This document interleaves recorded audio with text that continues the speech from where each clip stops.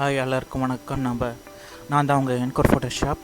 நம்ம இன்றைக்கி வீடியோ என்ன பார்க்க போகிறோன்னா, ஷட்டர்ஸ்டாக் ஏற்கனவே வீடியோஸ் போட்டுக்கணும் இல்லைங்களா. ஷட்டர்ஸ்டாக்கில் எப்படி ஒரு இல்லுஸ்ட்ரேஷன் ஃபைலை சப்மிட் பண்ணி அப்ரூவல் வாங்குறது தான் பார்க்க போகிறோம். வாங்க பார்க்கலாம். நான் ஒரு கிராஃபிக் டிசைனர் இல்லுஸ்ட்ரேஷன் பண்ணி வச்சுருக்கேன். நம்ம 50% ஆஃபர்ன்ற டெம்ப்ளேட்டு எல்லாருக்கும் யூஸ் பண்ணுற மாதிரி ரெடி பண்ணி சப்மிட் பண்ணணும். எடிட்டபிளாக இருக்கணும். வாங்க எப்படி செய்யுதுன்னு பார்க்கலாம். இந்த ஃபைலை எப்படி சப்மிட் பண்ணுறதுன்னு பார்க்கலாம் வாங்க. அதுக்குன்னு ஒரு ஃபார்மேட் இருக்குது.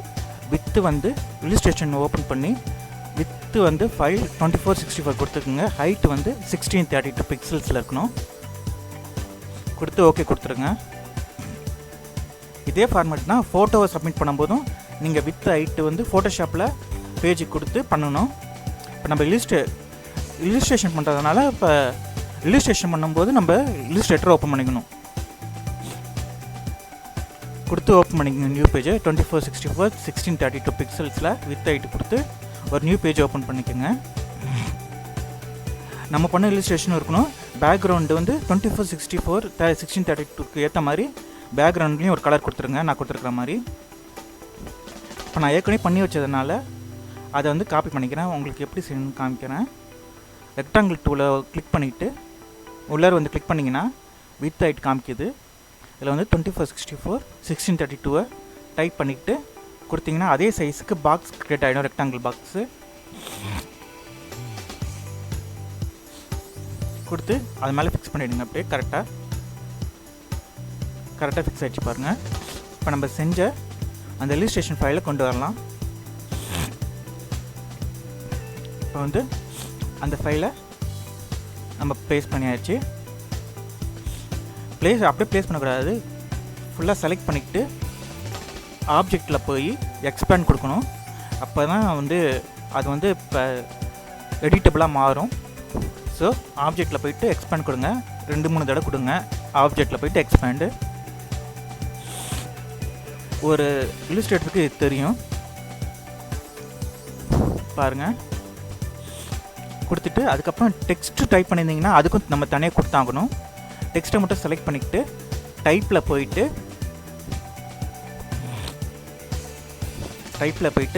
க்ரியேட் அவுட்லைன்ஸ் கொடுக்கணும். இது இருக்குது பாருங்கள் ஆப்ஷனு.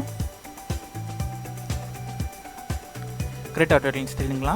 நான் ஏற்கனவே கொடுத்ததுனால அது ஹைட் ஆகிடுச்சு. நீங்கள் பண்ணும்போது அந்த டெக்ஸ்ட்டை செலக்ட் பண்ணிங்கன்னா தான் உங்களால் இதோ மாதிரி தனித்தனியாக டெக்ஸ்ட்டை செலக்ட் பண்ண முடியும். ஸோ மறக்காமல் பண்ணிவிடுங்க. இதில் ஏதாவது டவுட்ஸ் இருந்தால் கமெண்ட் பாக்ஸில் கமெண்ட் பண்ணுங்கள். இப்போ ஃபைலை வந்து சேவ் பண்ணணும். என்ன ஃபார்மேட்டில் சேவ் பண்ணணுன்னா இல்லுஸ்ட்ரேஷன் ஃபைலை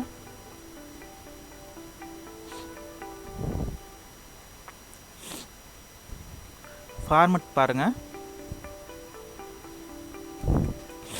Adobe EPS அதில் தான் சேவ் பண்ணணும்.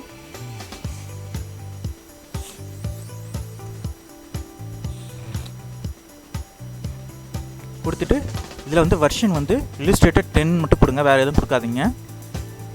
கொடுத்துட்டு ஓகே கொடுங்க. ஃபைல் சேவ் ஆகிடுச்சு.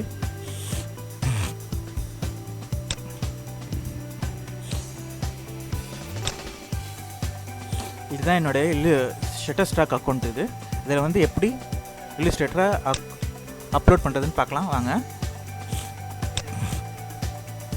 ஒரு ஃபைல் மட்டும் இல்லை, நீங்கள் 2-3 ஃபைல்ஸ் கூட அப்லோட் பண்ணிக்கலாம். இப்போ நான் செஞ்ச இந்த ஃபைலை செலக்ட் பண்ணி ஓப்பன் கொடுக்குறேன். ஃபைல் அப்லோட் ஆகுது.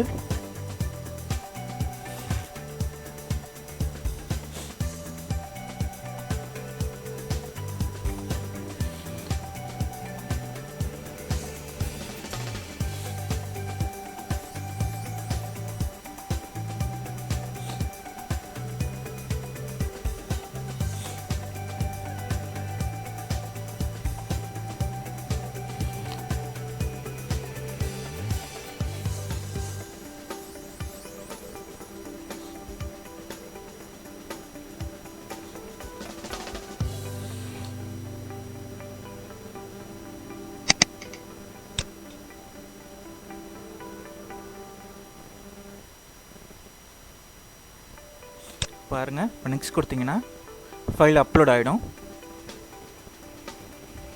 ரீஃப்ரெஷ் பண்ணுங்கள். 2-3 தடவை ரீஃப்ரெஷ் பண்ணிங்கன்னா அந்த ஃபைல் வந்துடும்.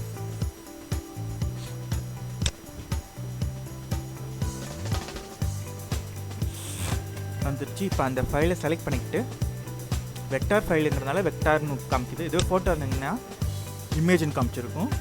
செலக்ட் ஆகிடுச்சு. இப்போ இது வந்து இல்லுஸ்ட்ரேட்டர் ஃபைலுங்கிறதுனால ஆட்டோமேட்டிக்காக இல்லுஸ்ட்ரேஷன். இதை வந்து நம்ம எதுக்கு யூஸ் பண்ணுறோன்னா கமர்ஷியல் யூஸுக்கு யூஸ் பண்ணுறோம். அதெல்லாம் ஆட்டோமேட்டிக்காக செலக்ட் ஆகிடுச்சு. இப்போ இந்த இமேஜுக்கு நம்ம எதாவது பேர் கொடுக்கணும். இது வந்து ஒரு சோஷியல் மீடியா போஸ்ட்ன்றதுனால சோஷியல் மீடியா டைப் பண்ணிக்கிறேன்.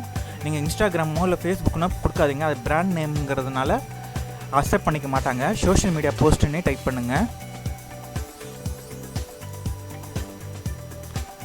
டைப் பண்ணுறேன் பாருங்கள்.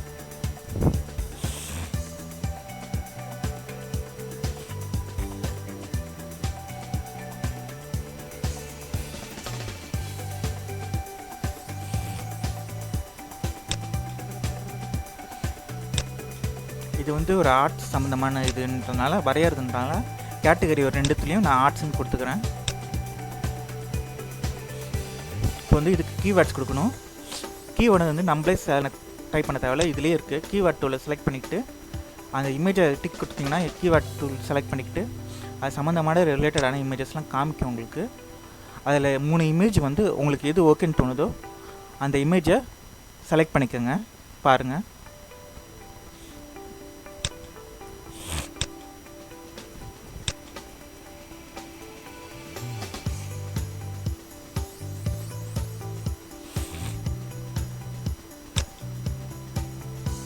இந்த இமேஜ் நம்ம க்ரியேட் பண்ண ரிலேட்டடாக இருக்குது. ஸோ அதனால் அதை செலக்ட் பண்ணிக்கிறேன். இந்த இமேஜ் செலக்ட் பண்ணிக்கிங்கன்னா அதுக்கு தகுந்த மாதிரி கீவேர்ட்ஸ் வந்துடும். இதை ஆட் ஆல் கொடுத்துட்டு அட்டாச் டு செலக்ட் கொடுத்தீங்கன்னா நம்ம பண்ண இமேஜுக்கு இது வந்து அட்டாச் ஆகிடும். இந்த கீவேர்ட்ஸ்லாம் ஃபைனலாக எல்லாமே கரெக்டாக இருக்கான்னு ஒரு செக் பண்ணிக்கோங்க. கொடுத்துட்டு சப்மிட் பண்ணுங்கள்.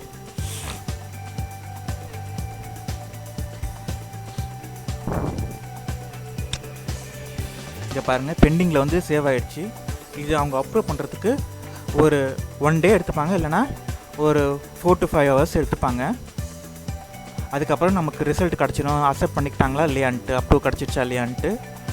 அப்ரூவ் பண்ணிட்டாங்கன்னா இது நம்மளோட ஃபோட்டோஃபோட்டோவில் போய் சேவ் ஆகிடும். அதுக்கப்புறம் இந்த இமேஜை யாராவது வாங்கினாங்கன்னா நமக்கு அமௌண்ட் கிடைக்கும். இந்த ஷட்டர்ஸ்டாக்கில் சேர்கிறதுக்கான லிங்க்கும் நான் டிஸ்கிரிப்ஷனில் தந்திருக்கேன். பாருங்கள், யாருக்காவது வேணும்னா இதில் வந்து ஜாயின் பண்ணிக்கோங்க. நம்ம வீட்டிலே உட்காந்து ஈஸியாக மணி ஏர்ன் பண்ண முடியும். நம்ம எதுக்கும் ஒரு அமௌண்ட்டும் பே பண்ண தேவையில்லை. ஸோ மறக்காமல் யூஸ் பண்ணிக்கோங்க. இந்த வீடியோ உங்களுக்கு பிடிச்சிருந்தால் லைக் பண்ணுங்கள், மறக்காமல் ஷேர் பண்ணுங்கள், சப்ஸ்கிரைப் பண்ணுங்கள். திரும்பி இன்னொரு வீடியோவில் சந்திக்கிறேன். நன்றி, வணக்கம்.